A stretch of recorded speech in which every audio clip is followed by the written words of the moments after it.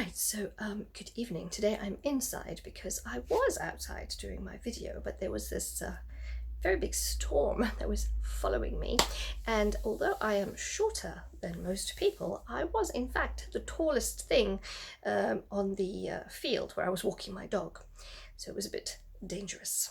So I'm going to talk to you today exactly about those two things: shorter, tallest. I'm going to talk to you about the comparative and the superlative and comparing things. So in English, if I want to compare two things that are similar, I use as and as. So I could say, for example, Boris Johnson is as bad as Donald Trump. If it's something that's inferior, then I would say less than or not as. So for example, off the top of my head, I could say maths is less important than English. And kisses to all my lovely maths colleagues out there. Right? Or I could also say cats are not as loyal as dogs. Okay, so for the comparative, when I want to compare something that is superior to another, I would add er to the adjective if it has one syllable. So kinder, sweeter, nicer, shorter, taller. If, however, it has more than one syllable and it ends with a y, I would get rid of the y and I would change it to an I and add er. So for example, funnier. Okay, and lastly, if it has more than two syllables and doesn't end with a y, I would say more. So more beautiful, more interesting, more amazing, or more boring. Right, so remember, it's more boring than. So, I could say, I don't know, I don't want to upset any more of my colleagues.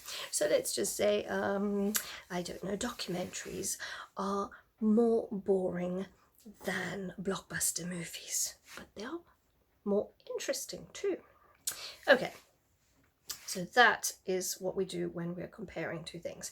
Now, the superlative, if we wanted something is the best, the ultimate, the top, the best, then we would use the superlative. So it's the same rule, in fact. You would take an adjective with one syllable and you would add est, shortest, sweetest, kindest.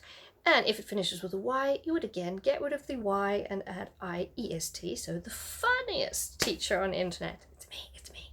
Okay, and otherwise, if it doesn't finish with a y and it has more than one syllable, you would say the most, right? So South Africa is the most beautiful country in the world.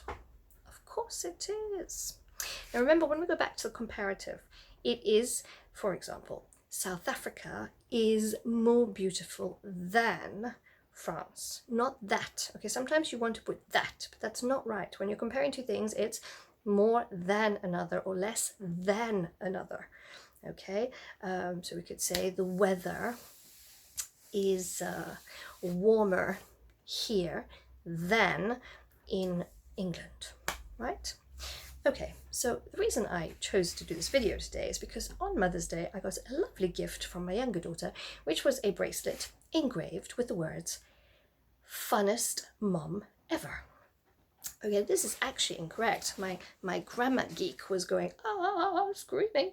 Okay, and I couldn't explain why. I just knew that it was wrong. We would say the most fun or the more fun than anybody else. Okay, and remember that fun is not funny. Funny is ha ha ha, lol, rolling on the floor laughing, something that is making you laugh. But fun is something that is entertaining, that brings you pleasure, that is, it makes you feel good. Blah. So I went and looked this up, and in fact it's because originally fun was used as a noun and a verb, not as an adjective. It's only recently that it's become an adjective.